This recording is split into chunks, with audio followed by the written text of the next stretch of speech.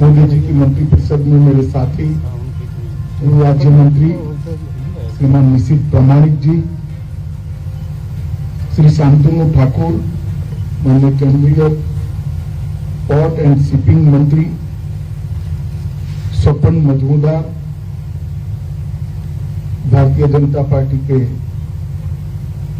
अध्यक्ष श्री सुकांत मजूमदार जी, श्री पंकज कुमार सिंह जी, श्री वाईबी खुरानिया जी, और आज इस छोटे से परंतु महत्वपूर्ण कार्यक्रम में उपस्थित सीमा सुरक्षा बल के प्यारे जवान भाइयों और बहनों, आप सभी का मैं बहुत मित्रों, जब भी मैं बीएसएफ या तो किसी बॉर्डर गार्डिंग फोर्स की कार्यक्रम में जाता हूं और जवानों को मिलता हूं, तो हमेशा के लिए एक नई ऊर्जा और चेतना प्राप्त कर वापस दिल्ली जाता हूं, क्योंकि आप लोगों का जज्बा जो कठिन से कठिन परिस्थिति में, चाहे राजस्थान और कच्छ का रेगिस्तान हो, कच्छ की क्रीक हो, या आज मैंने देखा सुंदरवन जहां 3 नदियों का डेल्टा एरिया है, वहां मगरमच्छों के बीच घुसपैठ और तस्करी रोकने के लिए 24 घंटे की आपकी निगरानी है। ये जो जज्बा और ये आपका जुनून है, वो पूरे देश को सुरक्षित रखता है।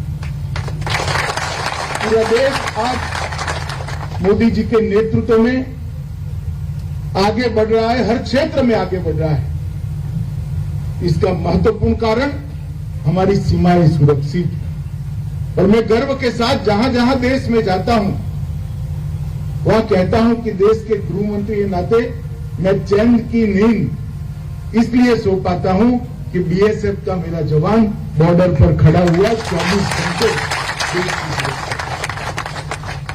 मित्रों, आप सभी अभिनंदन के भी अधिकारी है और देश की जनता के ओर से मैं आपका बहुत बहुत आभार भी व्यक्त करना चाहता हूं आप लोगों को, क्योंकि 7 अर्ध में जो इतनी बड़ी फेंसिंग लगाई है, चाहे बंगाल की सीमा हो, चाहे पाकिस्तान की, चाहे गुजरात की, ये फेंसिंग कभी भी देश की सुरक्षा नहीं कर सकती है। देश की सुरक्षा मेरा बीएसएफ का जवान ही कर सकता है। और इसी वीरता और समर्पण के कारण बीएसएफ को आज तक 1 महावीर चक्र, 4 कीर्ति चक्र, 13 वीर चक्र और 13 शौर्य चक्र मिले। अनेक जवानों ने अपना सर्वोच्च बलिदान भारत की सीमाओं के साथ छेड़खानी करने वालों का मुकाबला करते हुए दिया है, और वो समग्र देश और बॉर्डर गार्डिंग फोर्सेस का कोई भी बल हो, इसके लिए हमेशा प्रेरणा का केंद्र रहा है। मित्रों, आज मोदी जी की सरकार का जो मूल लक्ष्य है, देश की आंतरिक और बाह्य सुरक्षा अभेद बनाना, इसको कोई भेद न पाए ऐसी बनाना, आपका परिश्रम, त्याग, बलिदान, शौर्य, ये सब तो है ही, मगर उसको आधुनिक तकनीक के साथ लैस करना पड़ेगा।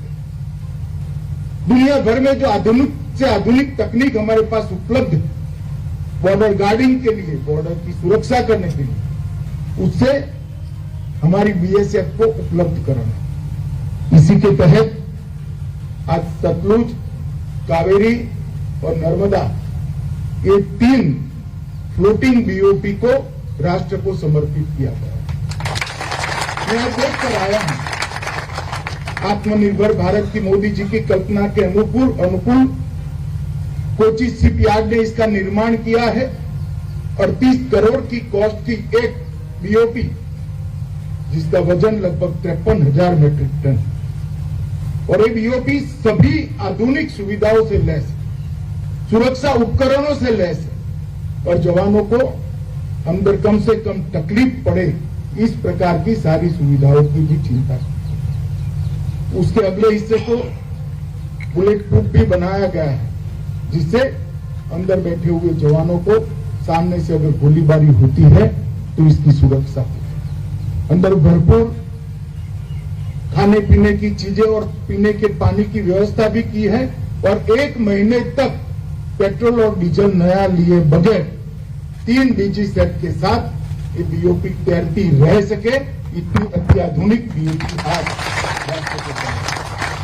मुझे विश्वास है कि बहुत संवेदनशील क्षेत्र जो है सुंदरवन, जिसको नदी से 2 टुकड़े ईश्वर नहीं करे, एक हिस्सा बांग्लादेश में, दूसरा हिस्सा भारत में, मुख्यत्वे गंगा और ब्रह्मपुत्र से बना हुआ ये डेल्टा का क्षेत्र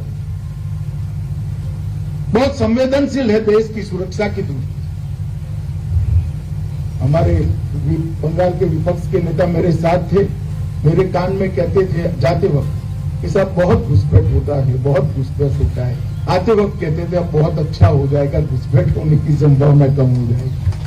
क्योंकि एक बीओपी के साथ 6 छोटी बोटें भी, पेट्रोलिंग बोटें भी हैं और जिस प्रकार की व्यवस्था करी है वो व्यवस्था घुसपैठ और तस्करी दोनों को रोकने के लिए पर्याप्त है, ऐसा मुझे लगता है। हालांकि क्षेत्र बड़ा कठिन है, उस ओर से कोई पत्थर भी डालेगा तो इस ओर आ जाएगा, इतनी सक्रिय नदी का एरिया भी कई क्षेत्र में आता है और ये 80 किलोमीटर का एक क्षेत्र है तो बहुत कठिन है, मगर मुझे आप लोगों के कर्तृत्व पर पूरा भरोसा है, आप लोगों के शौर्य पर भी पूरा भरोसा है। आज यहाँ पर एक मैत्री संग्रहालय का भी शिलान्यास हुआ है। भारत ने हमेशा पूरे विश्व में मानव अधिकारों की सुरक्षा पर बल दिया। 70 के दशक में जब हमारे पड़ोसी देश में मानव अधिकारों का हनन हुआ, घोर अत्याचार किए गए और अत्याचार के वक्त वहां से एक बयार आई हमारे यहां शरणार्थियों, भारत के पास भी कोई चारा नहीं था। उस वक्त बीएसएफ और सेना दोनों ने मिलकर बड़ी वीरता के साथ वो मानव अधिकारों का, उन क्षेत्रों में मानव अधिकारों का रक्षण भी किया और बांग्लादेश को जन्म देने का काम भी किया। अब इस बात को 50 साल हुए हैं और उस स्वर्ण जयंती वर्ष के अंदर हमने इसकी एक चिरकालीन स्मृति रहे, इसलिए एक मैत्री प्रदर्शनी यहां पर लगाने का निर्णय किया है। लगभग 8 करोड़ रुपए की लागत आएगी और ये हमारे आजादी का अमृत महोत्सव का वर्ष भी है। हमारी आजादी को 75 साल समाप्त हुए। भारत का पूरी दुनिया में ऐसा योगदान बहुत कम देशों का देखने को मिलेगा जो किसी क्षेत्र के मानव अधिकारों की रक्षा के लिए हमने यहां पर किया था। मित्रों, मैं ज्यादा बोलना नहीं चाहता, परंतु इतना सुनिश्चित करना चाहता हूं कि आपका पोस्टिंग इटसेल्फ बड़ी कठिनाई है, वो मुझे मालूम है और किसी को हो न हो। बॉर्डर के क्षेत्र के अंदर काम करना सरल नहीं होता, मगर आप मुझ पर विश्वास रखिएगा, नरेंद्र मोदी जी का हरदम प्रयास रहता है कि बॉर्डर के क्षेत्र में काम करने वाले जवान को कम से कम कठिनाई कैसे पड़े। और इसलिए आरोग्य, हाउसिंग सेटिस्फेक्शन रेशियो, आपका आपके परिवार के साथ ज्यादा दिन बिता पाए इस प्रकार की कार्य प्रणाली की रचना और जहां जहां आपका पोस्टिंग है वहां की सुविधाओं में बढ़ोतरी कर हम किस प्रकार से आपकी तकलीफों को कम कर सकते हैं, इसके लिए हम लक्ष्य लेकर चले हैं। मुझे आनंद है कि बीएसएफ में अब महिलाओं की भी तैनाती होने लगी। बहनें मेरे सामने ही बैठी और गर्व के साथ पुरुषों के साथ कंधे से कंधा मिलाकर मां भारती की रक्षा, उनके लिए अलग बैरक की रचनाएं, उनके लिए सभी सुविधाओं का ख्याल रखना, इस पर भी अभी एक 5 साल प्रोग्राम भारत सरकार ने बनाया है और हम इसको धीरे धीरे कर लागू करेंगे कुछ ही समय के अंदर ये सारी सुविधाएं से हमारी सीमा पर चौकियां भी लैस हो जाएगी। तो इसे निश्चित रूप से आपकी शुरुआती जो तकलीफें हैं उसमें कमी की जाएगी। नहीं तो अत्याधुनिक से अत्याधुनिक साधनों से बीएसएफ को लैस करना हमारी प्राथमिकता है। मैं आपको भरोसा दिला सकता हूं कि आप आपके जीवन के स्वर्णिम वर्ष भारत माता की सेवा के लिए दे रहे हैं। इसका कोई मोल तोल तो नहीं हो सकता, परंतु आपके और आपके परिवार की सभी तकलीफों दूर करने के लिए भारत सरकार कोई कमी नहीं छोड़ेगी। इतना विश्वास मैं दिलाना चाहता हूं और आज मैं एक भरोसा भी व्यक्त करना चाहता हूं।